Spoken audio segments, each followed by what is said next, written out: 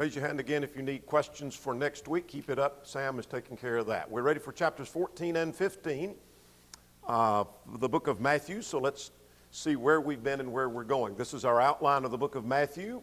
We are in the Galilean ministry. We've focused on what he taught and what he wrought, as Baxter words it, and what the people thought, the reaction. And that's the focal point of chapters 14 and 15 is the reaction to his teaching and his miracles. And we're going to tally all of that up here in just a moment.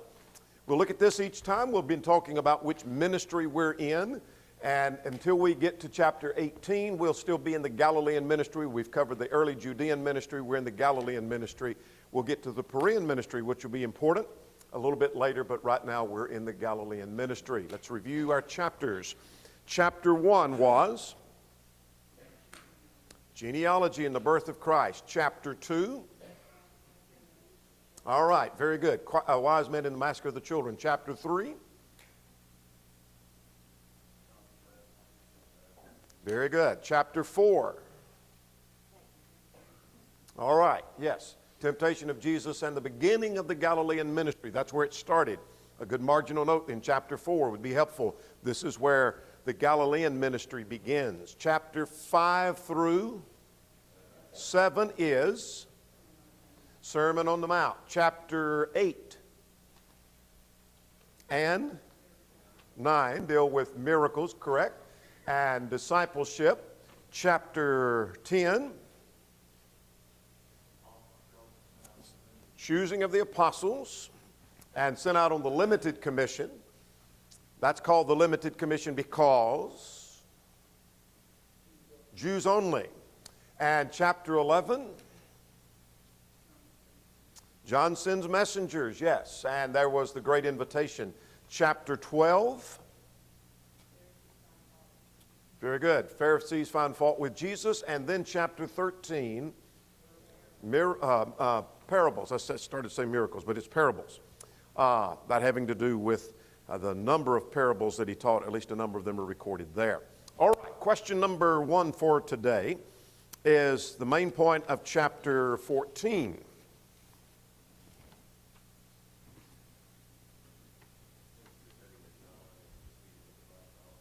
All right, beheading of John, the feeding of the 5,000, among other miracles that are mentioned there. And again, the focal point of Matthew seems to be the reaction that he got. And so while we're talking about the beheading of John, actually that story is told because of the reaction that Herod was giving to the teaching of Jesus. We'll focus on that in a moment. But it deals with the beheading of John, and it deals with the feeding of the 5,000 and other miracles.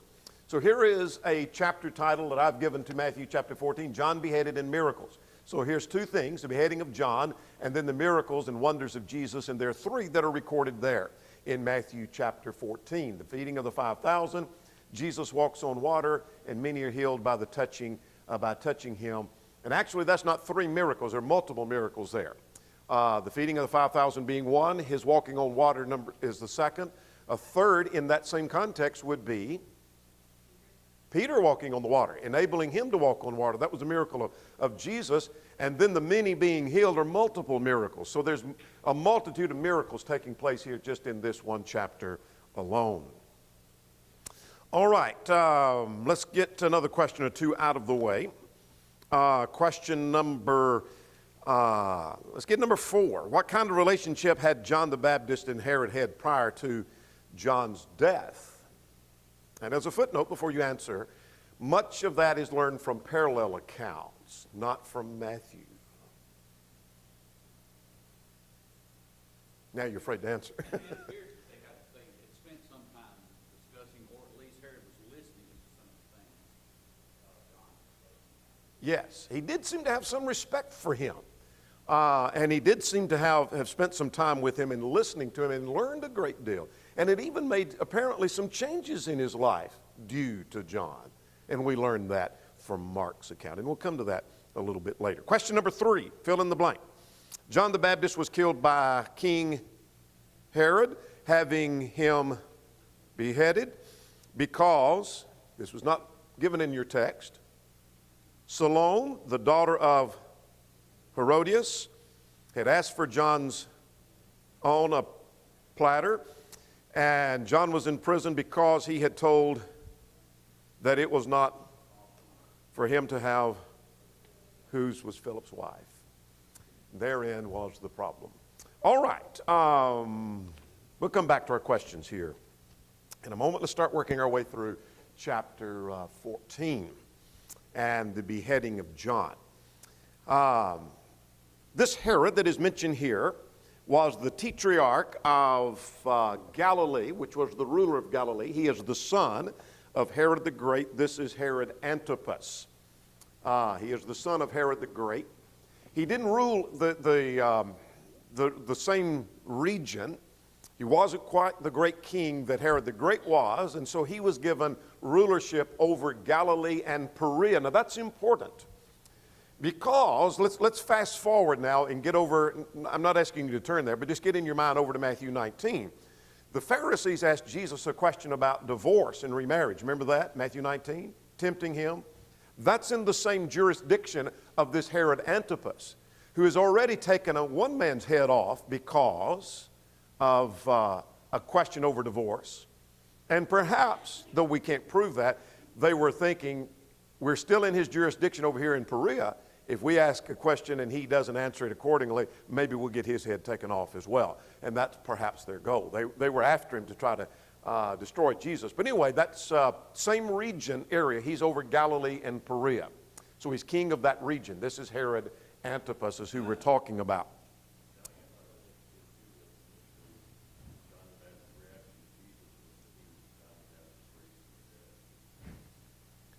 That is interesting that he had that reaction to that.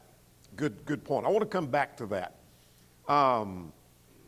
Look at Luke. Let's look at Luke's account. Now, there's some things in Mark and Luke. We don't always go to the parallel accounts, but when there's some information given there, I want us to take note of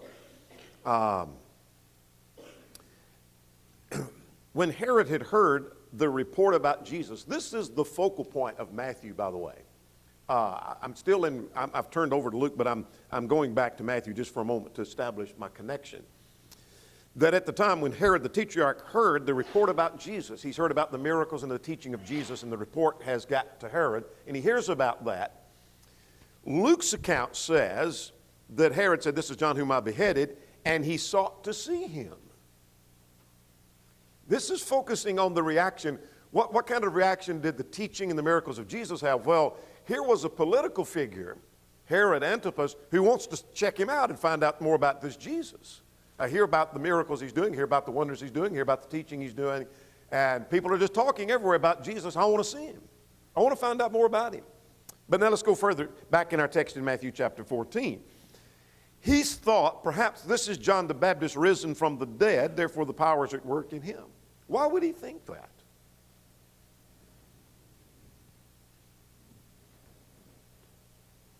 Some commentators have talked about Herod was perhaps a Sadducee, which I highly doubt, because he shows some confidence in a resurrection here. The Sadducees didn't believe in that at all. I doubt he was a Sadducee. But nonetheless, that he'd converted to the Sadducees' thought, but I doubt that. That tells me that he thought that he had misgivings about John all along as far as whether he should have put him to death or not. He got caught between a rock and a hard place as to why he did that. We'll say more about that from Mark in just a moment. But as already pointed out, his reaction to the miracles of Jesus, this very well may be John, because he perceived John to be a prophet, the text says. The people held him as a prophet, but he apparently thought the same as well. Now, I want to get ahead of ourselves and look at Mark 6 just for a moment, and what his relationship with John prior to this might have been. This is the parallel account in Mark 6. We're coming back to Matthew in a moment and the circumstance, but you already know the circumstance that he told them that they don't have a right to be married. And Herodias held it against him and wanted to kill him, but she could not. Now, Matthew's account said Herod also wanted to kill him. It would seem to be a moment of anger that maybe subsided, and here's why I say that, because at verse 20 now, for Herod feared John, knowing that he was a just and holy man. He respected that about him. He's just, he's holy, and he protected him. And when he heard him, he did many things and heard him gladly. I gather from that, he had listened to John, had talked to John, and had even made some changes in his life due to the teaching of John. He had some great deal of respect for John, though he's still an ungodly man. That is, Herod is an ungodly man. Now, let's go back to verse 3 and 4. He put him in prison and for Herodias' sake, and that's because John was a man that cut to the chase. And what did he tell him? It's not lawful for you to have her. That she was lawfully his brother's wife, and it's not lawful for you to be in that marriage relationship. And so he just cut to the chase. He didn't beat around the bush about that. John was a man who laid the axe at the root, Matthew 3 had said. Remember that? What does it mean he lays the axe at the root? When there is sin and there is something that is wrong, he cuts it down. And the axe indeed is laid at the root. He's chopping away at sin, and he did that. It's not lawful for you to have her. And but the people counted him as a prophet. So now beginning at verse 6, what's the circumstance as to where the beheading of John takes place? It's a birthday party, basically. And they have this great feast in the birthday party, and the daughter of Herodias came in and danced, a lewd dance before him. And this is no doubt a drunken, festive party and wild behavior. She's dancing lewdly before him. It pleased him, and so he makes a rash promise. And what's his promise? I'll give you anything you want. And he was careless about that. And she connived with her mother and come back and asked for the head of John the Baptist on a platter. Now, verse 9 is an interesting phrase, that the king was sorry. Quite often we make decisions and take actions that we end up later regretting. And he did. He was sorry.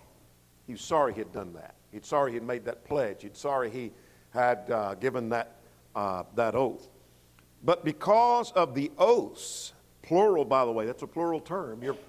The King James may not reveal that as being a plural term, but it is a plural term. But because of the oaths and because of those who were sitting at the table, he commanded it to be given her. What do you learn from that? Because of the oaths, plural, and those sitting there. He hadn't just said, I'll give you anything you want. But he had said it multiple times. There was oaths. I promise you I'll give you anything you want. I promise you I'll give you anything I want. I promise you I'll give you anything I want. Maybe it's worded differently, but he had made multiple oaths to her. And so it's kind of hard to back out when you've done that multiple times. And then there's another pressure put on. Witnesses. In the presence of all these witnesses, he's made these multiple oaths.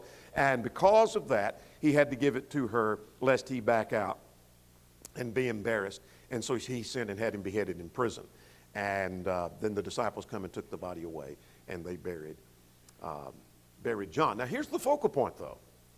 The author is taking, that is Matthew, is taking us back to tell us what happened to John, but at the same time, the storyline is the reaction to the teaching of Jesus. And the reaction of Herod was what? This is an answer to question number 7. Start listing these. Answer to question number 7 is, one of the first reaction was, here is even the heathen world. Herod is recognizing the works of Jesus must be from God. And concluded that if somebody's doing this, this very well may be John that was raised from the dead. This is extraordinary work that's going on, is what he's thinking. That's one of the reactions. Else, why would he think there is a resurrection if he doesn't think this is indeed from God? All right, let's go to the next thing. There is the miracles and wonders of Jesus. There's the feeding of the 5,000. And so we'll quickly make our way through the story of the 5,000. By the way, for what it's worth, I'm trying to every once in a while give you some dates. And this is based largely upon Klassen's chronology. We've talked about Klassen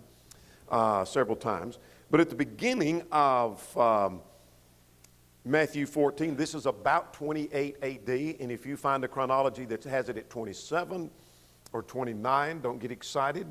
Chronologies are often off by a year or two, but if we follow the same chronology, the point of that is to try to tell you the time that lapsed from one event to another event, not whether it's the exact year. So this is about 28 AD, and the feeding of the 5,000 is thought to be around early 29 AD is where that's thought to be. For what that may be worth. Now, let's talk about the feeding of the 5,000. This is the only miracle other than the resurrection that is recorded by all four Gospels for what it's worth. That's interesting to me.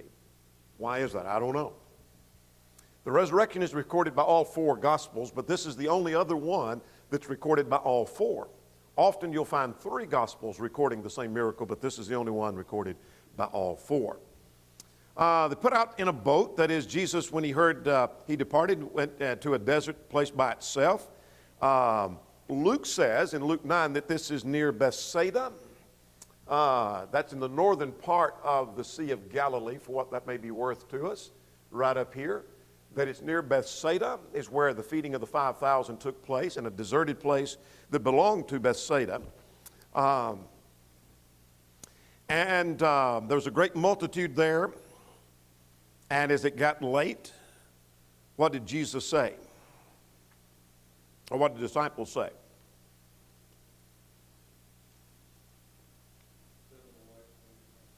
Yeah, send them away and let them go get them something to eat. It's getting late. And Jesus said, give them something to eat. What's he doing? He's setting them up for a miracle to be performed. And they said, well, we don't have anything but 5 loaves and 2 fishes. Luke 6 says that came from a lad. A young boy had 5 loaves and 2 fishes. And he commanded them to bring them and had the people sit down on the grass. Now, Mark and Luke both mentioned they divided it by 50s and by hundreds. One of them says 50s and hundreds, and the other account says by hundreds. I take it that there were groups of hundreds, maybe divided into 2, so easy, perhaps for easy counting. I'm not sure. So that they could get an assessment. I don't reckon how many people he fed here. So you could easily count the groups and come up with your 5,000 or more. Actually, that's 5,000 what? Men besides women and children that was fed with 5 loaves and 2 fishes. So what was the actual number? I don't know. That was a Jewish way of counting. You counted the men, not that the women were not important or the children were not important, but you counted the heads or you counted the men, and so easily there could have been 7,500, even maybe 10,000 or more people that were fed. I don't know. Now, let's get to the reaction of that. When they fed the 5,000, what takes place after the feeding of the 5,000?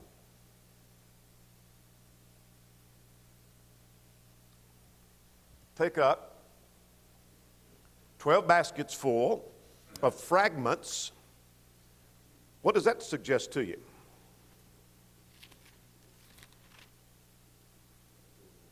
There was an abundance, which giving emphasis to the miracle that was performed. It's not that they just barely had enough, but look at the abundance. You have an abundance left over, far more than what you started with, which indeed shows that a miracle was done. Now, John 6 is the parallel account, which tells us the reaction, and that's what we're after. The reactions to the teaching and the miracles of Jesus. John 6 and 14, what was the reaction to this miracle?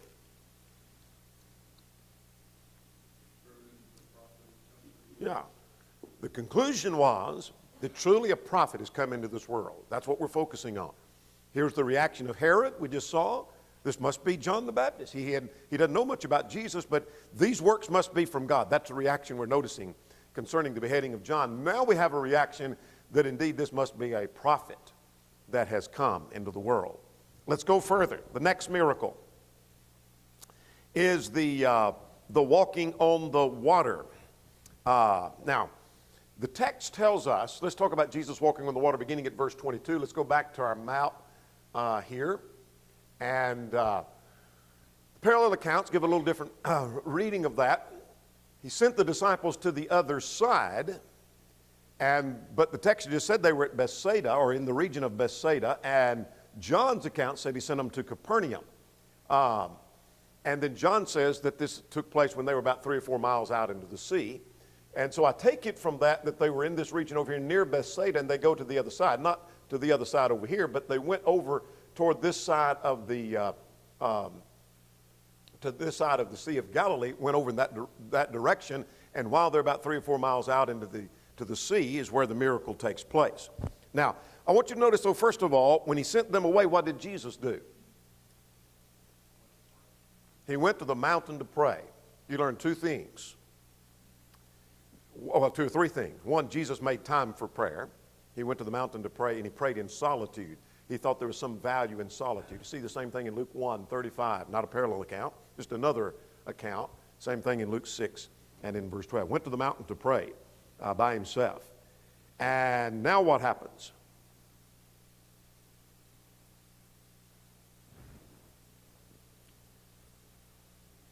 In the 4th watch of the night, which is about 3 a.m. to 6 a.m., so it's in the middle of the night, or early hours of the morning more properly. In the 4th watch of the night, Jesus had seen the disciples in the sea struggling because of the storm and because of the wind, right? And what does he do now? He walks out on the water, and they thought it was a ghost. And Peter answered and said, if it's you, command me to come to you. And Jesus told him to come, and now we have another miracle. Peter walking on the water. Now what happens to Peter? He began to sink and cried out, Lord, save me. Now, Mark's account of this, let's go to Mark 6:52. What I'm trying to build here, and hopefully you're following, hopefully I haven't lost you, is the reaction to his teaching and his miracles. And Mark 6:52 said that when he walked on water, they were marveled, for they had not understood about the loaves because their heart was hardened. Here we're seeing part of the reaction. The disciples themselves were a little slow catching on. Get the point? They had just witnessed the feeding of the 5,000, but they're amazed that he's walking on water. Does that make sense? That they're a little slow catching on as far as what all of this means. Okay, we saw the feeding of the 5,000, he could do that, but we didn't know he could also walk on water. They're not drawing the full conclusion yet. Does that make sense? That's the reaction we're looking for, is what kind of reaction was he getting to his teaching and to his miracles. Mark 6 gives us some insight to that. Now, finally at the end of this miracle, when they finally came into the boat and the storm stopped, verse 33, what reaction? This is the Son of God. All right, that's our focal point now, is the kind of reactions that we're getting to the miracle. Now, let's quickly get the rest of that because we've got a lot to cover in Matthew 15. There were many who came, and they were we crossed over to the land of Gennesaret. That's on the east side on the west side of the Sea of Galilee. When the men of that place recognized him, they brought people to him that were sick, and he healed them if they could just touch the hem of his garments. Now, let's stop for a moment and go to question number 7. And what reactions have we seen so far? There was the reaction of Herod, who thought these works must be from God. Would you agree with that? Second reaction was in the feeding of the 5,000, they concluded he must be a prophet. From the walking on the water, the disciples were slow, but the conclusion finally was, he's the Son of God. Now, there's another reaction here, and that is that there are many people who are not the immediate disciples who are beginning to recognize he has power. And they're coming out. Basically, they're coming out of the woodwork from everywhere. And if we could just touch the hem of his garment, if we could just get close to him, they're recognizing something of his power. That's the reaction we're wanting to see. All right, let's move on to chapter 15. Question number 1. Question number 2, the main point of chapter 15 is,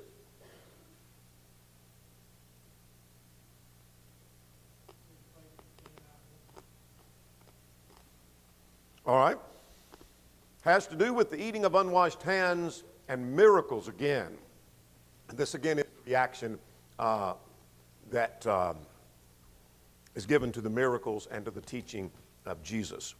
All right, now we've got the first section here is a difficult section, so let's make our way through that, and then the rest is pretty simple. Here's the reaction of the scribes and the Pharisees. This is the religious group. We've just had a pagan, a heathen, a political figure, his reaction to that. We're going to have a Gentile's reaction in a moment. Now we have the religious class, the Pharisees and the scribes. They come to Jesus and they ask, why do your disciples transgress the tradition of the elders? For they eat with their hands, do not wash their hands before when they eat. And that was their charge. This was Jewish tradition. The Mishnah was a collection of the traditions of the Jews. Tradition is that which is handed down from generation to generation, and they're man-made traditions. But in the mind of the Jew, those were more binding than the law itself. It's much like the Jehovah's Witnesses. They'll talk about the book that's the Bible, that's from God, and then this is the book that came from our leaders. But if there's a question between the two, they'll always go with what came from their leaders first. They always do that. The Mormons do the same thing. Well, the same thing here. They're listening to the tradition. Now, the Gemara was the commentary on the Mishnah. You put those two works together, and that's what's called the Talmud. And so that's where you learn the Jewish traditions. Now, their tradition was that it was a ritual. This was not for hygiene, but it was a spiritual ritual. That before you eat, you had to wash your hands in a certain fashion. It wasn't just you had to wash your hands, and now I'll wash my hands and I can eat, but you had to let them hang down and dry properly. And if you didn't go through the ritual in the proper fashion, then it wasn't right. And so this was a Jewish tradition, and it was a ritual they went through. So why aren't your disciples going through this ritual cleansing before they eat? And Jesus gives two reactions to that. What was the first reaction? 3 to 9.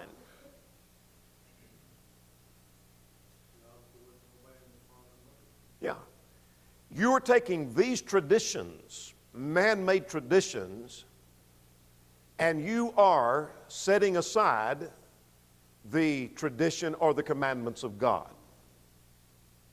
In other words, you hold the traditions of men greater than the commandments of God. Evidence? Here we go. Look, beginning at verse, he said, you transgress the commandment of God because of your tradition. The commandment of God said, honor your father and mother, and whoever curses his father and mother should be put to death.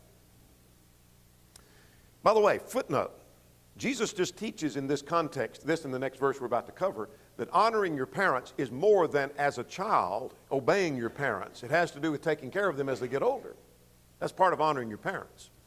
That's what the law said. However, verse 5, the Jewish tradition said, whoever says to his father, whatever profit you might have received was dedicated to the temple is released from honoring his father and mother, and thus you made the commandment of God of no effect by your tradition. The law of God says honor your father and mother, but the Jewish tradition said, you know what? We could say to our parents, you know what? The money we were going to use to take care of you, we gave it at the temple, so we don't have to take care of you. So they just nullify and do away with the commandment of God. So he said, your tradition's not wrong within themselves. A tradition is not wrong within itself, but it is wrong if it violates the commandment of God. That's when it becomes wrong. Now, don't misunderstand the point. Jesus is not condemning them because they're so conservative. He's condemning them because they're so liberal. When you state something very conservative-minded, the progressives will cite this text and say you are a legalist, you're a Pharisee because you are binding things so strict. That's not what Jesus is condemning. He's not condemning strictness. He's not condemning following the law. What he's condemning is rejecting the law. He's condemning liberalism is what he's condemning. Make sense? Just the opposite. Up and down, yes, back and forth, no. Does that make sense? All right, let's go. Now, at verse 7 and 8 and 9, he's still following that. And he calls them, you're a bunch of hypocrites. Why?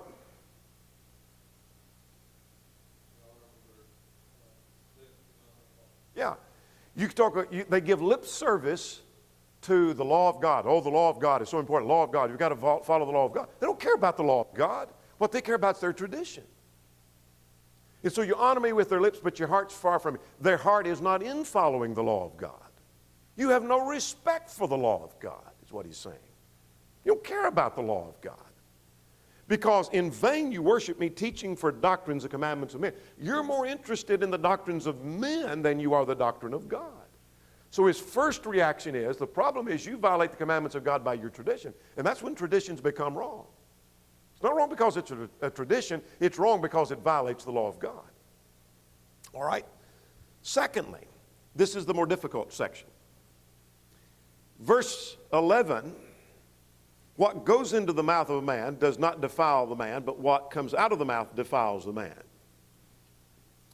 And the disciples said, well, that offended the Pharisees, and then he explains later in the context. Let's get what this is about. And I want to get the rest of the chapter, so I'm going to give you the Cliff Notes version of the explanation of that.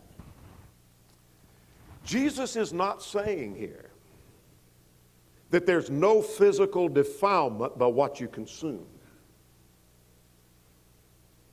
Some have taken this, like if we deal with drinking and drugs and smoking and all of that, and and you deal with all of that.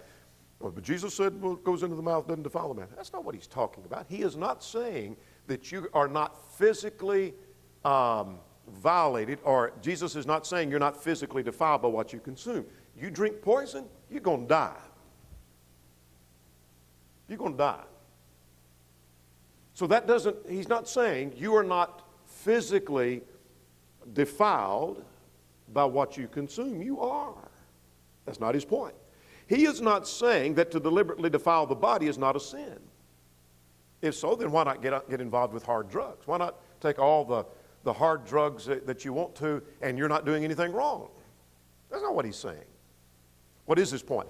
His point is their concern was more about what went into the body than what was coming out of the body. Now, he's not talking about what comes out of the mouth as much as he's talking about what's coming out of the mind. You're more concerned about washing through this ritual, and which is supposed to be cleansing yourself and dripping your hands dry so that you do not contaminate the body. And you're more concerned about what goes into the mouth than you are what comes out of your mind. Like what? Well, look at verse 18. Out of the mouth and from the heart proceeds evil thoughts, murders, adultery, fornication, theft, and false witnesses. In other words, corruption of man comes forth out of the heart. The false concepts of the Pharisees were coming forth out of their heart. His focal point is, you need not be so much concerned about what germ is going into your body as much as what's coming out of your mind and out of your mouth and out of your heart. Make sense? So he made two responses to that. And his two responses were, you violate the commandments of God by your tradition, and it's not what goes in but what comes out that defiles a man. So if you could imagine this, and let's put it in a present setting. Somebody jumps all over you because you didn't keep some tradition. And you were eating with unwashed hands, for example. And how could you, because everybody knows cleanliness next to godliness, and you're eating with unwashed hands, how could you do that? And yet at the same time, they might endorse abortion and homosexuality. You're talking about skewed morals, is what Jesus is saying here. Make sense? All right, I know that's a hurried look. Now let's talk about the miracles of Jesus. Now, we're still focusing on reaction. The reaction was, here were people whose reaction to Jesus was to ignore all the evidence and focus on something they could find wrong with him. That seems to be the focal point. Now, let's talk about the miracles. What happens in this healing of a Gentile woman? Jesus seems to be doing something, seems odd, but he seems to be building up for a reaction. She comes to him and does what?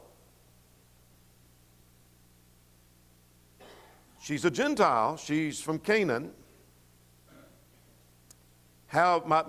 She comes begging for mercy for her daughter, and he said, at first he just ignored her, didn't he? Knowing she'd keep on. Then he says, I'm not sent to any but the lost sheep of the house of Israel. And she said, Lord, help me. And then he said it's not good to give the children's bread to the dogs. And her reaction to that was, even the dogs get crumbs. Question 7, let's add another reaction. What do you see?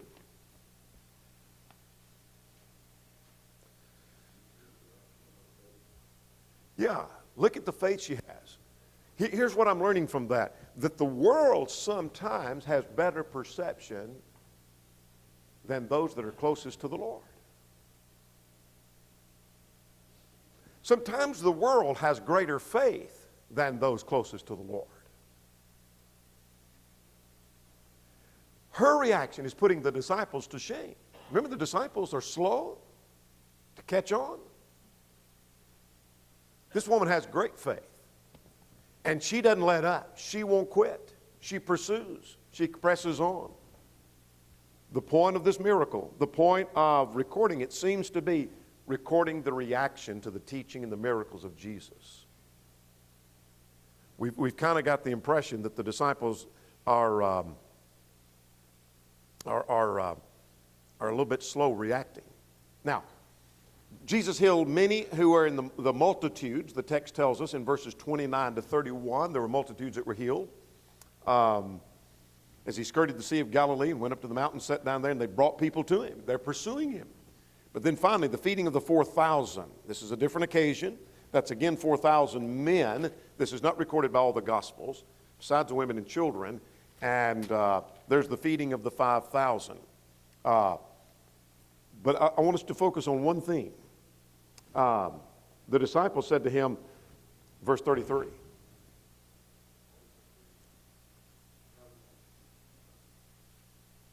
What do you learn from that? They're slow. They're a little slow. I don't mean they're slow mentally. That's not my point. Sometimes we're slow to get the point, slow to catch on. And they fail to remember what he had done before. Here they have 4,000, a little smaller crowd, but it's still a pretty good sized crowd. If that's beside me, we could easily have 8,000 now versus the 10,000 earlier if you doubled that number with the women and children. Easily have 8,000 people here that need to be fed, and he fed 10,000 before, and we can't figure out how we're going to feed the 8,000. Before we get too hard on the disciples, that very well may be describing me and you, that we see all the evidence and we know it's there, but we fail to remember and fail to apply. And that's the reaction that Jesus got from his own disciples. And that's why I say the Gentile woman may be showing a greater reaction than the disciples. Here she won't let up. I know you can do it. Just heal my daughter. Please heal my daughter. Give me just some crumbs. And the disciples said, how are we going to feed him? How in the world? What are we going to do? And they just witnessed miracle after miracle after miracle. Does that make sense? Question 7 is your most important question today. If you make a list right there, you've got what chapters 14 and 15 are about. Make sense? The reactions. That's what we're after.